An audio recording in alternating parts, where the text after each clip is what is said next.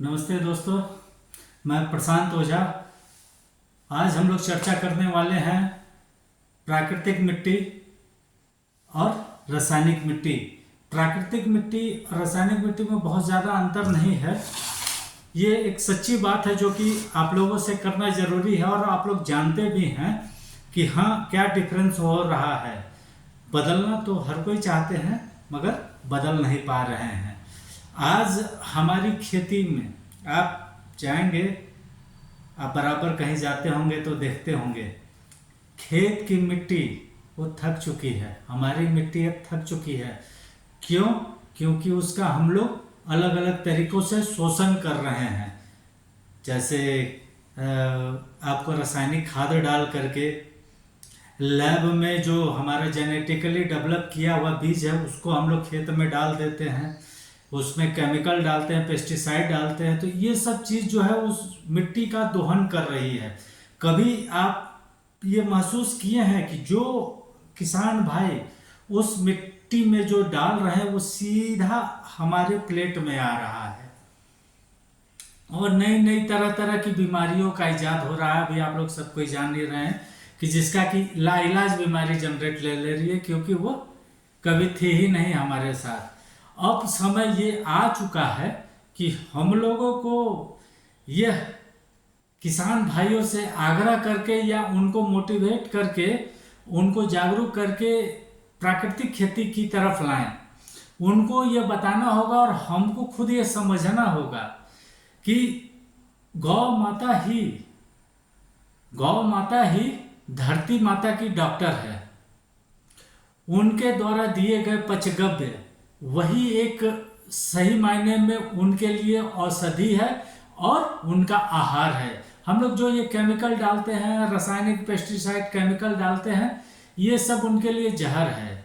तो हम लोग ये मुहिम चलाएं और हम तो खैर हमारी संस्था इस पर कार्य भी कर रही है और भी 3-4 संस्थाओं से मिल करके कि हम लोग कैसे उनको मोटिवेट करें कि वो करे गोबर आधारित, गौमूत्र आधारित खेती।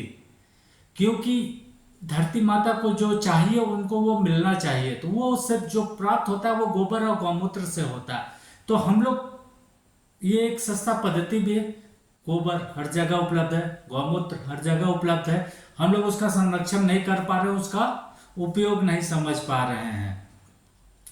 तो अब हम लोगों को क्या चाहिए कि उन लोगों के साथ मिल करके, किसानों के साथ मिल करके इस तरह का कार्य करें कि वो गोबर आधारित ही खेती करे और उसका मार्केट में डिमांड भी हो।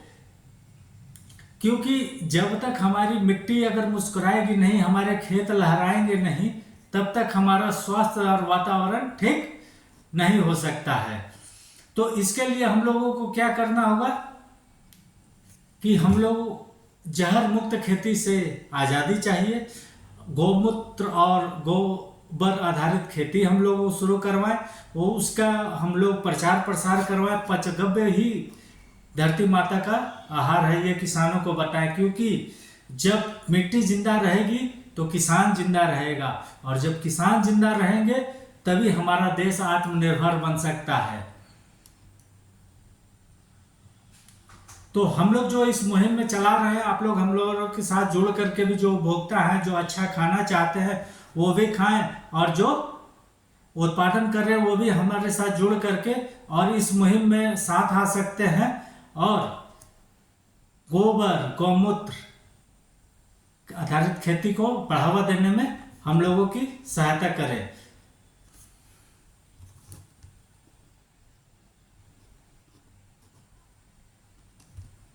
जिससे कि और भी हम लोग किसानों को ज़्यादा से ज़्यादा मूल्य, उनका लागत मूल्य से ज़्यादा उनको उपलब्ध करवा सके। इस मुहिम में जो भी आप लोग हम लोगों के साथ आना चाहते हैं या हम लोगों से कोई मदद चाहते हैं या हमसे जैविक प्राकृतिक पद्धति से उत्पादित अन्न खरीदना चाहते हैं तो वो कृपया संपर्क कर सकते हैं। हमारी संस्था हर जगह आपको उपलब्ध कराएगी।